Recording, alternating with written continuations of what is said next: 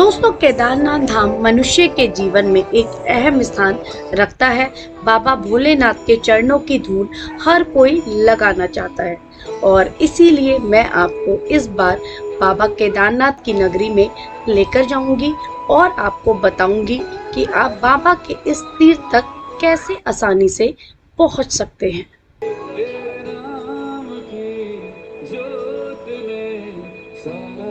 उत्तराखंड की खूबसूरत ऊंची पहाड़ियों में बाबा का भव्य मंदिर है, जहां का मौसम पल पल में बदलता है। आप देश के किसी भी कोने से चारधाम की यात्रा के लिए जा सकते हैं। मई से अक्टूबर तक का मौसम उत्तराखंड चारधाम यात्रा के लिए सबसे बढ़िया समय है। वहां जाने के लिए आपको ऑनलाइन रजिस्ट्रेशन करना होगा ताकि उत्तराखंड सरकार के टूरिज्म डिपार्टमेंट को आपकी जानकारी हो कि आप उत्तराखंड के किस हिस्से में घूमने आए हैं। जब आपकी कहीं से ट्रेन पकड़ते हैं तो आपको हरिद्वार ऋषिकेश तक पहुंचना होगा। हरिद्वार से आप टूरिस्ट बसों के जरिए बुकिंग से जा सकते हैं और अगर हवाई जहाज के जरिए उत्तराखंड आना चाहते हैं तो आपको देहरादून आना होगा, जहां से आप बस या कैब के जरिए उत्तराखंड की खूबसूरती का आनंद लेते हुए केदारनाथ धाम यात्रा की तरफ जा सकते हैं। जब आप हरिद्वार ऋषिकेश होते हुए रुद्रप्रयाग पहुंचेंगे तो आपको वहीं से भारी जन सैलाब अलग अलग जगह पर खड़ा नजर आएगा, जो बाबा केदारनाथ के दर्शनों को जाने के लिए तैयार हैं। इतनी भीड़ इससे पहले आपने कभी नहीं देखी होगी। इस रूट पर बहुत भक्त नजर आएंगे तो वहीं उन्हें ले जाने वाले घोड़ों की तादाद भी बहुत होगी। लेकिन आप आगे बढ़ते जाएं क्योंकि 6 से 7 घंटे बाबा के धाम तक पहुंचने में लगेंगे। हरिद्वार से ऋषिकेश होते हुए आप कई जगह की लोकेशन का फायदा उठाते हुए अपना सफर आगे बढ़ा सकते हैं। आपको सड़क पर खूबसूरत झरने भी दिखाई देंगे, जो पहाड़ों की यात्रा को चार चांद लगा देते हैं। रुद्रप्रयाग के बाद आपको गुप्त काशी फाटा इलाका आएगा, जहां से आपका सफर और नजदीक होगा। कार और बस का सफर सोनप्रयाग में थम जाएगा क्योंकि यहाँ से आगे आपकी गाड़ी नहीं जा सकती। यहाँ पर आप होटल भी ले सकते हैं और कार पार्किंग भी कर सकते हैं। यही वो जगह है जहाँ से आपकी पैदल यात्रा शुरू होगी। सोनप्रयाग से गौरीकुंड जाने के लिए आप लोकल गाड़ियों से 5 किलोमीटर का सफर तय करेंगे, जहां से आप घोड़े किराए पर लेकर आगे जा सकते हैं। घोड़े का किराया सरकारी रेट पर 2500 तक पड़ता है, जहां पर पर्ची मिलती है और फिर आपका सफर यहीं से शुरू होगा। हालांकि कई भक्तों को 16 किलोमीटर का ये ट्रैक काफी लंबा और थका देने वाला नजर आएगा, लेकिन जब आप केदारनाथ दर्शन करने का मन बना चुके हैं तो आपको अपनी शक्तियों के जरिए वहां पहुंचना ही पड़ता है। जैसे जैसे आप ऊपर पहाड़ी के रास्ते में चढ़ते जाएंगे, आपको भीमबली और फिर रामबाड़ा नजर आएंगे। ये जगह हमेशा 2013 की त्रासदी की याद दिलाता है, लेकिन सरकार के प्रयासों से अब ये रूट काफी अच्छा हो गया है। आपको जगह जगह पर पानी की व्यवस्था और मेडिकल सुविधाएं भी नजर आएंगी। अगर आपको थकान लगती है तो आप कहीं पर भी रुक सकते हैं। भक्तों की इतनी भीड़ आपने पहले नहीं देखी होगी, लेकिन आप जयकारा लगाते हुए आगे बढ़ते जाइए। इस रूट पर चलते हुए फिर आपकी ठंडक बढ़ती जाएगी, क्योंकि यहाँ पर बीच बीच में कई बार बारिश हो जाती है। कई जगह पर घोड़े खच्चर का ट्रैफिक भी जाम हो जाता है, तो कई जगह पर फिसलन हो जाती है, जिससे लोग फिसल कर गिर भी जाते हैं। दोस्तों, बाबा के दर्शन करने जाने वाले लोग हमेशा छाता, बरसाती और गर्म कपड़े जरूर रखकर जाएं, क्योंकि ऊपर धाम के आसपास जो ठंडा होता है उसके बाद आपको दिसंबर की सर्दी का माहौल लगेगा। इसलिए आप अपनी तैयारी जरूर करके जाएं। हालांकि सरकार लगातार भक्तों को ये सभी जानकारी देती रहती है। वहीं बुजुर्गों और बच्चों को सबसे ज्यादा सावधान रहने की जरूरत होती है, क्योंकि ठंड में उन्हें सबसे ज्यादा परेशानी होती है। वहीं उन मरीजों के लिए भी काफी दिक्कत है जो सांस या शरीर की किसी बीमारी से परेशान है।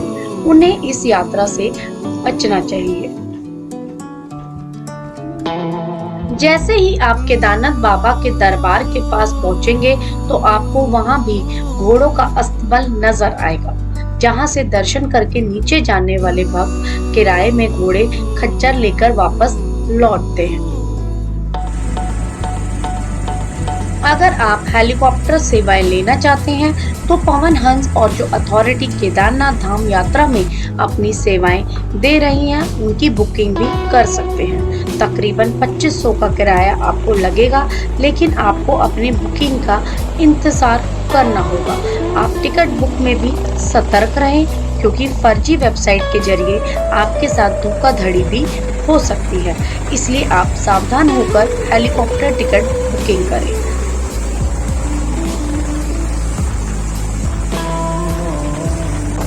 हेलीकॉप्टर आपको गुप्तकाशी, पाटा और उसके आसपास के हेलीपैड से 10 मिनट में बाबा केदारनाथ के दरबार के पास उतार देते हैं, जहां से आप आसानी से इस तीर्थ पर पहुंच सकते हैं। जैसे ही केदारनाथ बाबा के धाम में आप पहुंचेंगे, उससे पहले ही आपको एक के बाद एक हेलीकॉप्टर की लैंडिंग और उड़ान नजर आएगी।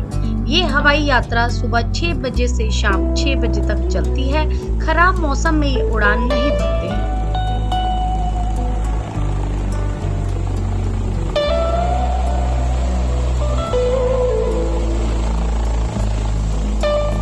यहाँ से अब आपको सबसे पहले खूबसूरत बड़ा सा एक गेट नजर आएगा, जो बाबा के धाम की तरफ लेकर जाता है। इसके दोनों तरफ आपको दूर दूर तक तंबू नजर आएंगे।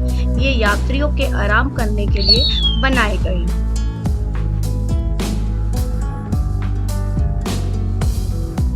जहां आप पैसा देकर रुक सकते हैं।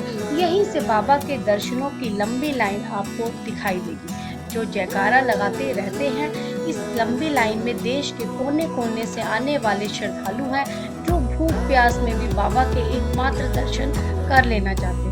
जब आप बाबा के दरबार के आगे पीछे की पहाड़ियों पर नजर डालेंगे तो हैरान रह जाएंगे। ये पहाड़ियाँ बर्फ से ढकी रहती हैं।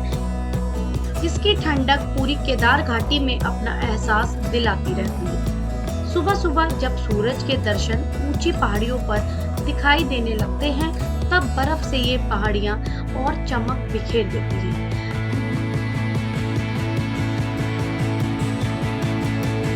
बाबा केदार के मंदिर तक जाने के लिए सीढ़ियां हैं, जिसमें श्रद्धालु खड़े होकर अपनी बारी का इंतजार करते हैं। घंटे घड़ियालियों की आवाज और नारों से केदार घाटी का माहौल रोमांच से भर जाता है।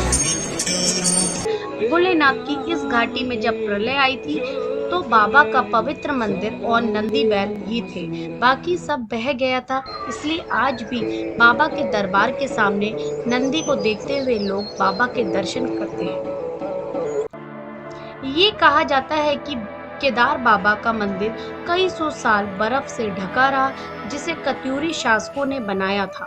बाद में इसके दर्शन किसी उच्च सन्यासी को हुए, जिसके बाद से यहाँ पर भक्तों की आवाजाही शुरू हुई।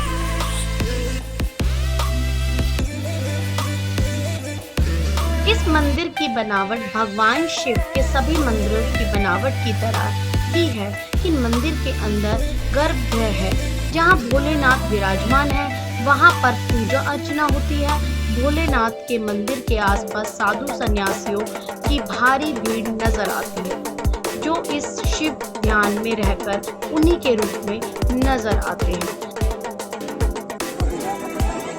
जय श्री केदार, जय श्री केदार।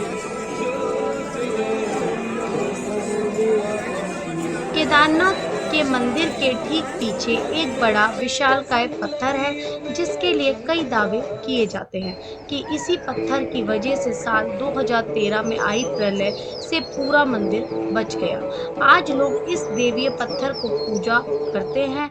मंदिर के पीछे खड़े होकर अगर आप पहाड़ियों के रास्ते को देखेंगे जहां से प्रलय आई थी तो रोंगटे खड़े हो जाएंगे, क्योंकि एक विशाल पर्वत श्रृंखला आपको दिखाई देगी। इसी धाम में श्रद्धालुओं की सेहत देखने के लिए सिक्स सिग्मा मेडिकल टीम हर वक्त मौजूद रहती है, जिनके डॉक्टर और मेडिकल स्टाफ हर भक्तों की देखभाल करते हैं, क्योंकि इतनी ऊंचाई पर आने के बाद सैकड़ों भक्तों को परेशानी होती है, चाहे वो ऑक्सीजन की हो या हाथ पैरों में दर्द हो। डॉक्टरों की टीम मुस्तैद नजर आती है। बाबा के दर्शनों के लिए आपको यहाँ कई दुकानें मिल जाएंगी, वहीं धर्मशाला, होटल भी मिल जाएगी।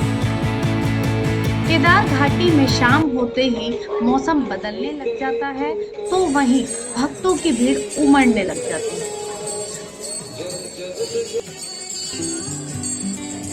बाबा केदारनाथ के धाम में आपको कंडिया लटकाए सैकड़ों सेवादार मिल जाएंगे, जिनका किराया भी गौरीकुंड में ही तय होता है, और आप इसमें बैठकर भी बाबा के दर्शनों के लिए जा सकते हैं। दोस्तों, बरसात का मौसम थोड़ा ज्यादा परेशान करता है, लेकिन आप कभी भी नवंबर से पहले यहाँ आ सकते हैं। इसके लिए आप उत्तराखंड की वेबसाइट पर अपना रजिस्ट्रेशन जरूर कराएं। 7 बजे की आरती देखने लायक होती है, जिसमें हजारों भक्त तक बाबा के जयकारे गूंजते हैं, तो आरती की मधुर ध्वनि बाबा केदारनाथ के साक्षात दर्शन कराती है।